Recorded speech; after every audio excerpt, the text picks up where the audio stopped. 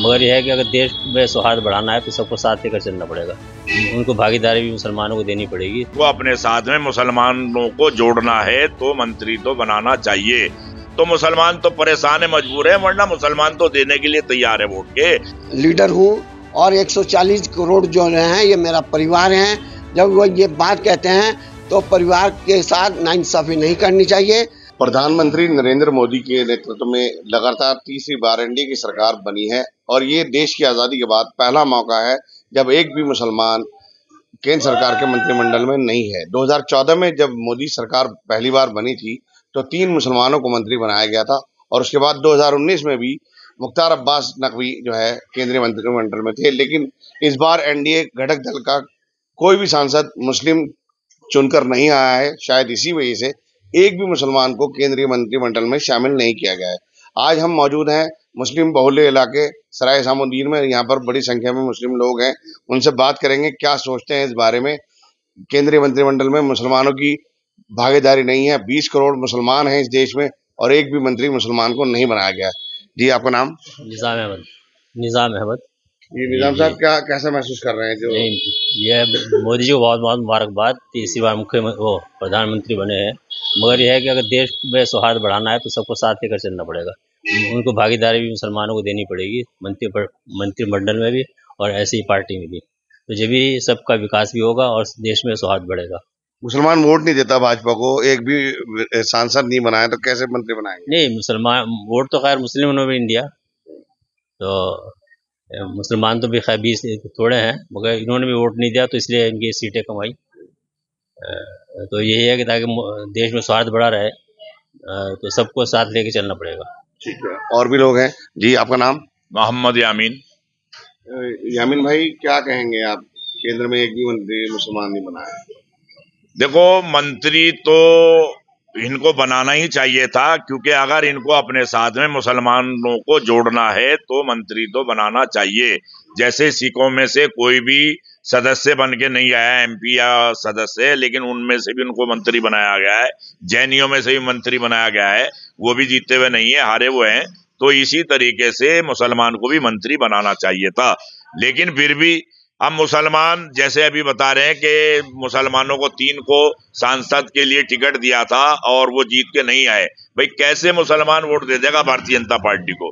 जब भारतीय जनता पार्टी मुसलमानों के साथ भेदभाव करती है, मुसलमानों के मकान तोड़वाती है, बुलडोजर चलवाती है, मुसलमानों की मस्जिदों पे जो लाउड स्पीकर लगे हुए उनको उतरवाती है, नमाज पढ़ने नहीं दी जाती है, सड़कों पे लाते मारते हैं उनके अधिकारी, तो मुसलमान कैसे जुड़ जाएगा?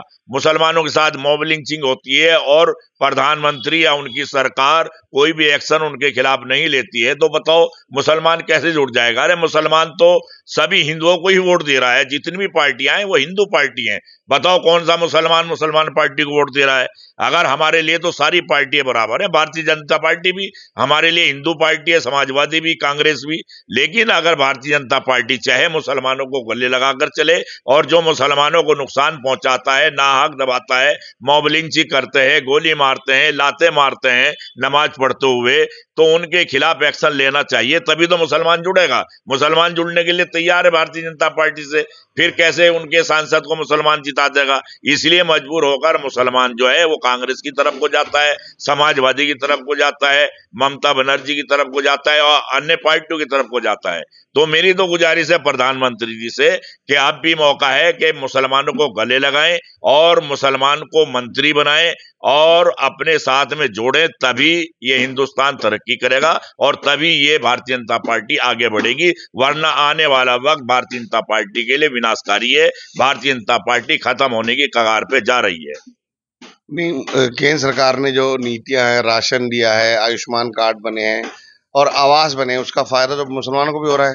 नहीं, ये बात सही है कि मकान भी वो मुसलमानों को भी दे रहे, सभी को दे रहे हैं, लेकिन मुसलमान भी साथ में लगा हुआ था। काफी पिछले इलेक्शनों में मुसलमान ने वोट दिया है, उसी बलबूते फिर वो मकान मिले। लेकिन अब जो मामलात हो रहे हैं, जैसे ट्रेन में देखो नाम पूछकर गोली मारी गई, लेकिन कोई खिलाफ कार्रवाई इस तरीके की नहीं हुई कि जिस तरह उसने कत्ल किए उसे साथ के साथ ही फांसी पर चढ़ाना चाहिए था, क्योंकि बिल्कुल खुल्लम खुल्ला क्लियर बात थी कि मुसलमानों का नाम पूछकर और वहां ट्रेन में मुसलमानों को गोलियां मारी गई, उनको कत्ल किया गया।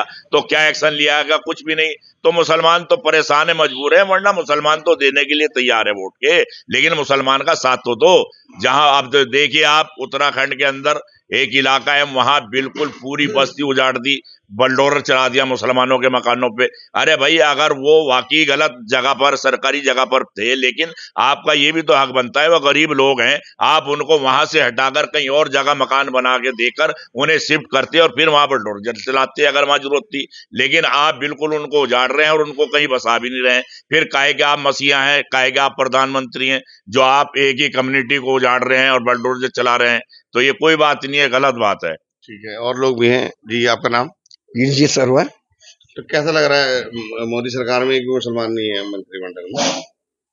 ये बड़े अफसोस की बात है कि मुसलमान हिंदुस्तान का बाशिंदा है और उसे भी इन्हें मंत्रिमंडल में लेना चाहिए था, क्योंकि हमारे प्रधानमंत्री कहते हैं कि मैं 140 करोड़ लोगों का लीडर हूं और 140 करोड़ जो हैं ये मेरा परिवार है।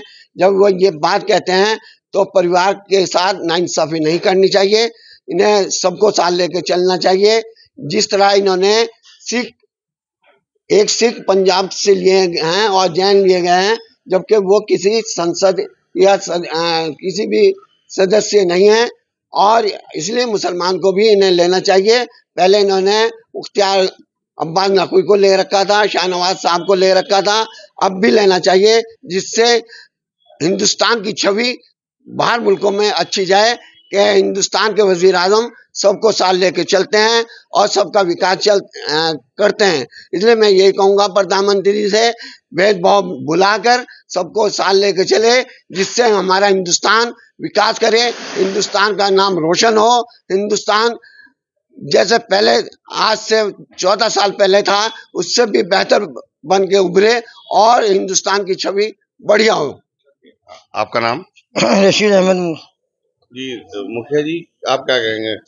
मैं ये कहूँगा जी कि जैसे कोई मंत्री इस सरकार में नहीं बना मुस्लिम समाज से, अब एक बाप है, घर में उसके 4 लड़के हैं या 5 लड़के हैं, एक लड़का उसका नाकारा भी है, लेकिन उसका हक तो बराबर का है घर के अंदर। तो ऐसे ही मुसलमानों का हक भी हिंदुस्तान के अंदर जमहूरियत के हिसाब से बराबर का हक है और हर मजहब को मानने की आज़ादी है, ये हमारे आइन में लिखा हुआ है। और फिर उसके बावजूद भी मुस्लिम समाज के लोगों को अलग किया जाता है, अलग नज़रों से देखा जाता है। तो ये कोई बात नहीं। मुसलमान को 20 करोड़ तब से 30 साल पहले सुने करते हैं 20 करोड़ हैं, अब तो होगा 30 करोड़ से भी ज़्यादा। सबसे बड़ी अक़लियत है हिंदुस्तान के अंदर, लेकिन इतनी बड़ी अक़लियत को भी एक तरफ किनारे लगाया जाता है। ये बड़ी अफसोस की बात है। हमारे प्रधानमंत्री को ये चाहिए कि वो जो नारा है उनका सबका साथ, सबका विकास, सबका साथ, वो नारे पे वो खड़े नहीं उतर रहे। उस नारे को जो है जब उन्होंने दिया है, अब जैसे जवाहरलाल नेहरू पंडित जी थे, उन्होंने एक नारा दिया था, जय किसान जय जवान।